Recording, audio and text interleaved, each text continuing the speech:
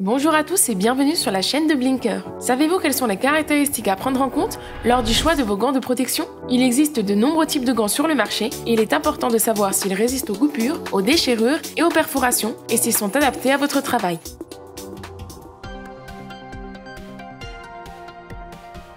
La norme EN 388 est la norme européenne utilisée pour classer les gants de protection contre les risques mécaniques et pour mesurer les dommages causés par l'abrasion, la coupure par lame, la déchirure et la perforation.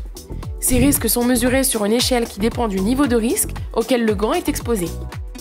En plus du test de coupure par lame circulaire, le test TDM100 est effectué pour mesurer la résistance du gant à la coupure par une lame droite avec une évaluation plus précise. Si le gant protège contre les impacts, il est également testé pour mesurer la protection contre les impacts.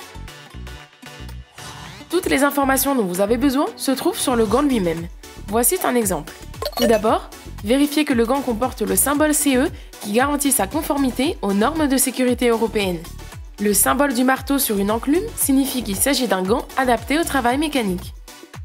Au-dessus de ce symbole figure la norme EN 388-2016 par rapport à laquelle le gant a été testé et généralement, il apparaît aussi en dessous la classification obtenue. Le premier chiffre indique le degré de protection ou de résistance à l'abrasion, la valeur minimale étant de 1 et la valeur maximale de 4. Le deuxième chiffre indique la résistance à la coupure par lame circulaire entre un minimum de 1 et un maximum de 5.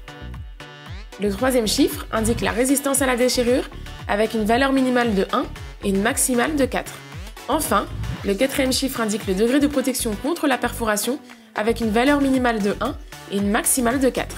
La première lettre à côté des numéros indique la classification de coupure obtenue avec le test TDM100. Les niveaux obtenus étant exprimés en lettres, A étant la résistance minimale et F la résistance maximale. Un X peut apparaître, ce qui signifie que le gant n'a pas été testé pour ce risque. Enfin, sur certains gants testés pour mesurer leur résistance aux impacts, on trouvera une deuxième lettre qui aura un P lorsqu'il protège contre les impacts, un X lorsqu'il n'a pas été testé ou un F lorsqu'il n'a pas été validé par le test.